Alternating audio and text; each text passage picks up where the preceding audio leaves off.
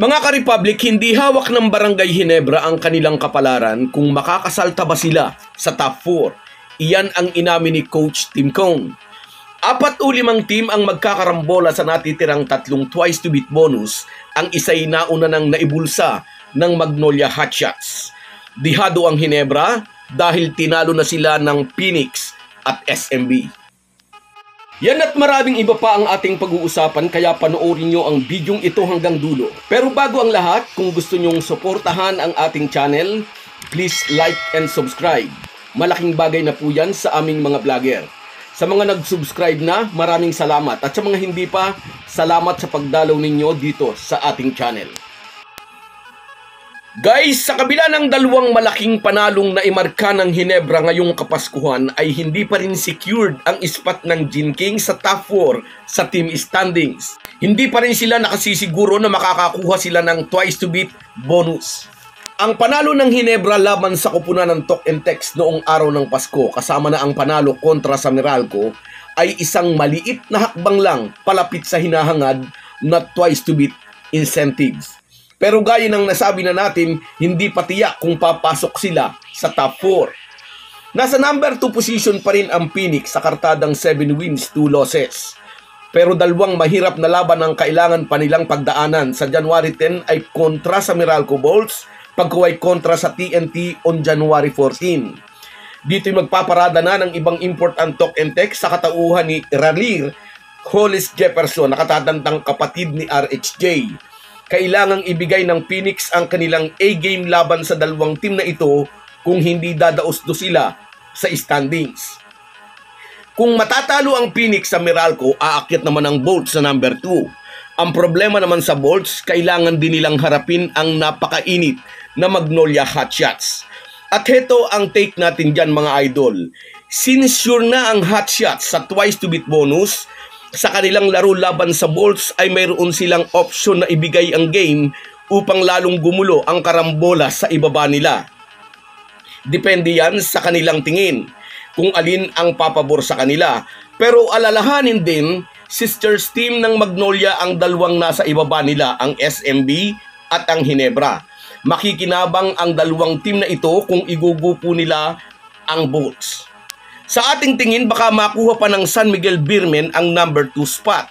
Pasintabi po sa mga kupunan ng Terra Firma Jeep at Blackwater Bossing, ang 2 ito ang huling 2 game assignment ng SMB. Wag lang magkakaroon ng malaking aberya ay malabong matalo ang SMB sa mga kupunang nabanggit. Kung ganyan ang mangyayari, ang kartada ng SMB ay magiging 8 panalo at 3 talo. Magkapariho man ang kartada ng SMB at Meralco Bolts, mangingibabaw ang Beermen sa bisa ng win over the other rule. Tinalo rin ng SMB ang Phoenix.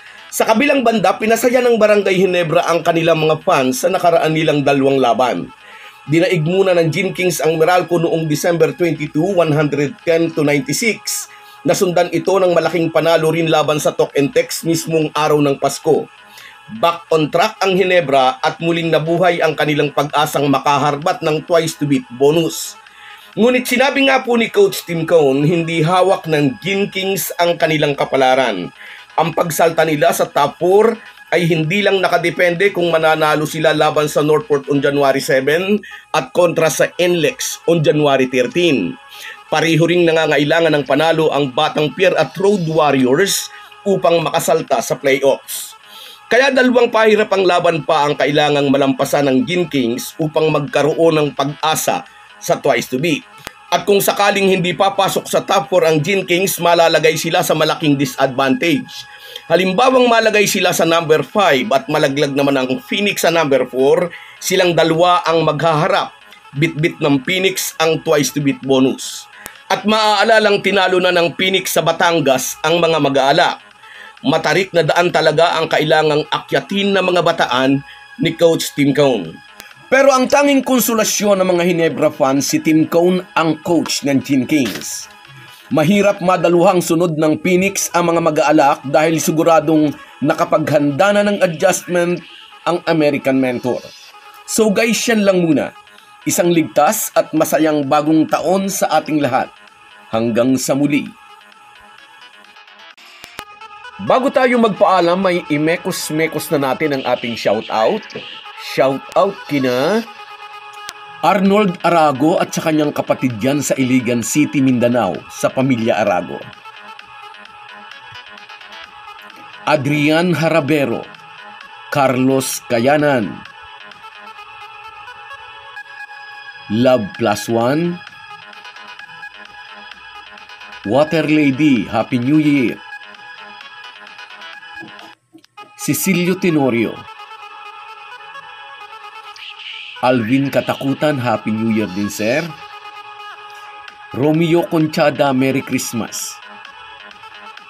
Rino Baral,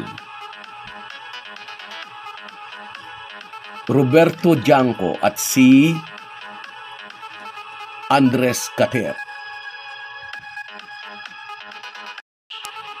Matatapos na po ang taong 2023. Ang bilangin po natin ay ang mga biyayang ibinigay sa atin ng Panginoong Diyos. Unang-una na ay ang mahabang buhay na regalo niya sa atin. Happy New Year po sa ating lahat.